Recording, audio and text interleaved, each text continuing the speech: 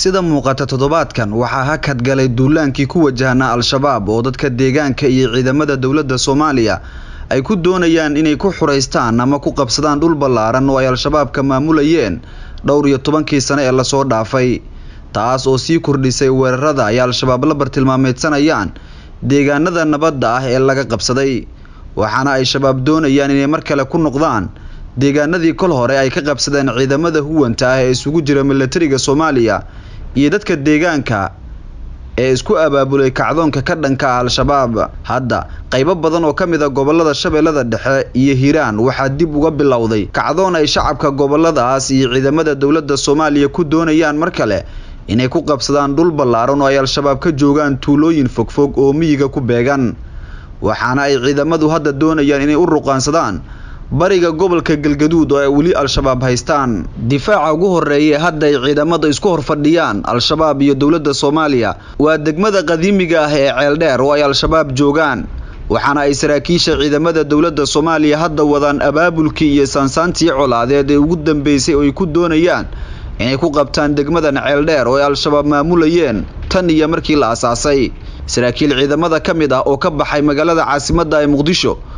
oo wata ciidamo tiro badan ayaa gaaray degmada Masagawaay oo kaabiga ku haysa degmada Ceeldheer waxaana ay halkaas ka wadaan abaabulka ay ku qabanayaan degmada Ceeldheer waxaa sidoo kale dhaqdhaqaaq ay ciidamadu sameeyeen 24 saac ee la soo dhaafay ay ku qabsadeen tuulooyin kaabiga ku haya degmadaas oo ay markii hore maamulayeen al-shabaab dad degan degmada Ceeldheer oo la hadlay madasha TV waxay xaqiijiyeen in dagaalamayaal ka tirsan al-shabaab la soo dhoobay gudaha degmada ayna diyaar u yihiin inay ku dagaalamaan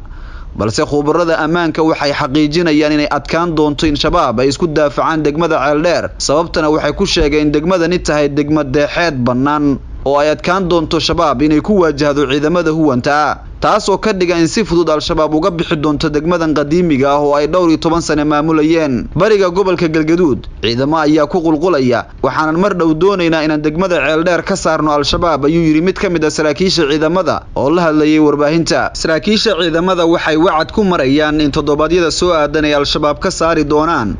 deegaanada ay kaga sugan yihiin bariga gobolka Galgaduud ay ugu horeyso degmada Ceeldheer dhinaca kale ciidamo ka dhaqaaqay degmada Galcad oo ka tirsan gobolka Galgaduud waxa la sheegay in iyaguna waajahayaan oo ay doonayaan inay qabsadaan dhul ballaaran oo ay al-shabaabka ka joogaan dhinacaas waxaana ay doonayaan inay qabsadaan deegaanada Budbud iyo Coosweyne oo ka tirsan gobolka Galgaduud oo ay hadda maamulayaan al-shabaab sida ay saraakiisha ciidamada hogaaminaya ay wacad ku marayaan toddobaadkan bilowga ah ciidamada huwanta oo isugu jira militariga Soomaaliya kumaandoosta Danab iyo Gorgor oo kaashanaya dadka deegaanka ee Macawisleyda waxa ay doonayaan inay qabsadaan dhul ballaaran oo ay maamulaan al-shabaab taas oo soo afjari doonta weerarada qorsheysan oo isugu jira qaraxida ismidaaminta iyo kuwa dadban ee ku dhufo ka dhaqaaqda oo ay al-shabaab toddobaadkii la soo dhaafay la beegsadeen deegaano dhawaan laga qabsaday oo dadka deegaanka ay gacanta ku dhigeen oo la tusiseen kacdoon ujeedkiisu yahay marka la soo koobo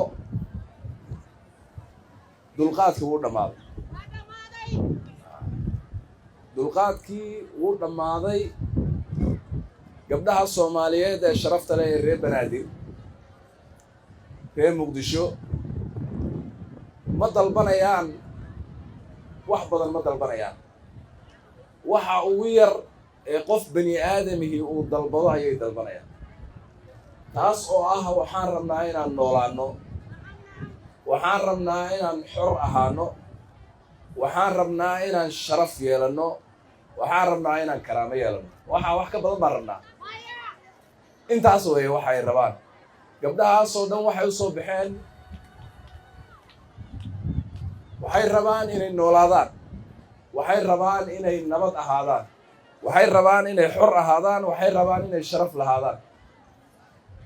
kama rabaan inay cidna xoolo siiyaan in ay usad buriyaan inay barwaaqeeyaan midna kama rabaan Muqdisho waxay rabtaa wax qof bani aadam rabo waxa ugu yar oo ah aan nabad galo fariin cad ayaa u dirtay cadowga khawaarijta al-shabaab lama dhaho al-shabaab waa eeg waxyaabaha la isku siray ee la isku soo galay bay ka mid tahay kelimada shabaab waa af carabi waa dhalinyaro marka magaca quruxda badan markii ugu horreysay la isku siray magaca saxda ah ay taariikhda ku leeyihiin nabi maxamed u bixiyay calayhi salaatu wassalaam ay ku dileen cali ay ku dileen ay cusmaan ku dileen saxaabadii waaweynayd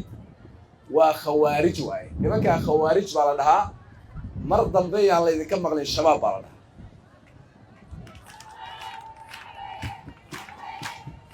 annagu wax la yidhaahdo al-shabaab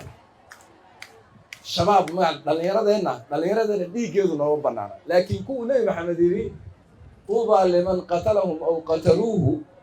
waxaa guulaystay qofkay dilaan ama laaya ayaga ayaa guulaystay kuwa la yidhi waa khawaarij sidaa darteed kuwani waa kuwii waa siday culimmadeennu fatwootay maadaamay sidaa yihiin khawaarij baa la yidhaahdaa ee khawaarij dhaha shabaab dambe yaan laydinka maqlay shabaab maaha intaas waxaa ka dambeeya oon ku xujisiinayaa ceeb bay inagu tahay haddaan nahay shacabka soomaaliyeed iyo dowladda soomaaliyeed iyo magaca soomaaliyeed in wax tabartoodu intan la eg tahay aad aragteen 15 sano inay madaxa inaga saaraadaan oo ay inaga dilaan kumanaan dadka ugu sharaftanaan badnaa shacabka kumanaan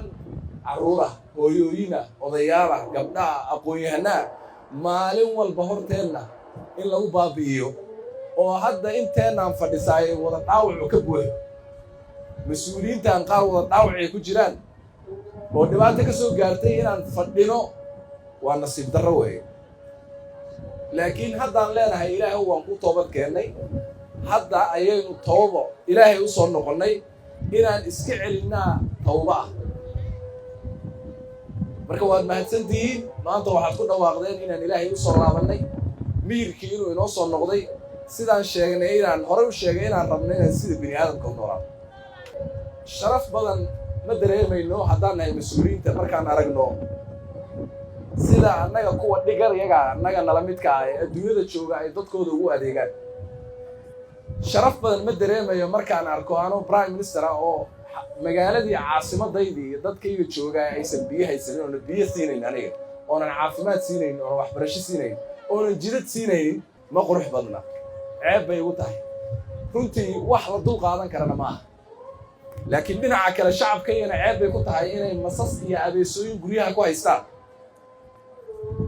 oo ayagoo muslimiina oo ilaahay yidhi kuntum khayra ummatin ukhrijat linnaas ta'muruuna bilmacruuf wa tanhawna cani ilmunkar munkar ka weyn miyaa jira qof khawaarij guri ku haysta khamrigoo la cabaa ka sahlan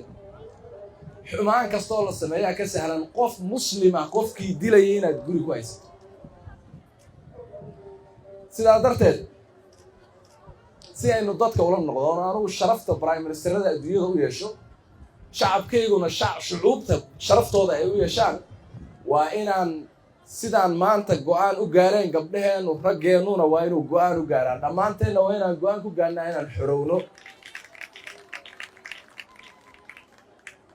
sharaf inooma aha ma fiirsan karna sidan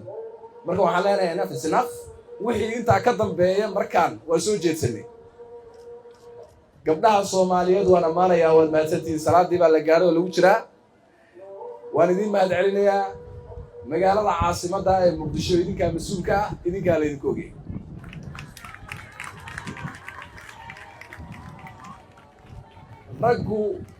raggu duurka ha aadaan idinka waan idinka fasaxnay duurka halkan aad joogaysa laakiin caasimaddan aad idinku ka adagtihiin caasimaddan aan idinku ognahay jenaraal zakiya madax idinku ah iyo wasiir khadiija iyo batuule iyo jawaahir baa mas-uul idinku ah magaaladan idinkaa laydinka rabaa inaad xoraysaan haddii loo baahan yahay aad aragtaan kuwo qoryo wata bastoolad wax ka weyn militarigaan soo gelinayna booliiska iska dhaaf laakiin bastoolad laydinku tegay maayo iyo midiye iyo tuug meel ku jira intaa waa ka adagtii waxaan idin rajaynayaa guul waxaan leeyahay waxaa iba furtay oo curtay kacdoonkii magaalada muqdisho sidaasayna ku tageen shabaab wassalaam waa u dhammaatay waxaan idin rajaynayaa inaad guulaysataan waxaan leeyahay kacdoonku ha guulaysto waxaan leeyahay shacabka Soomaaliyeed ha guulaysto magaalada Muqdisho ha guulaysato cadawguna ha jabo waa mahadsantihiin. Assalaamu calaykum waraxmatullaahi wabarakaatuh.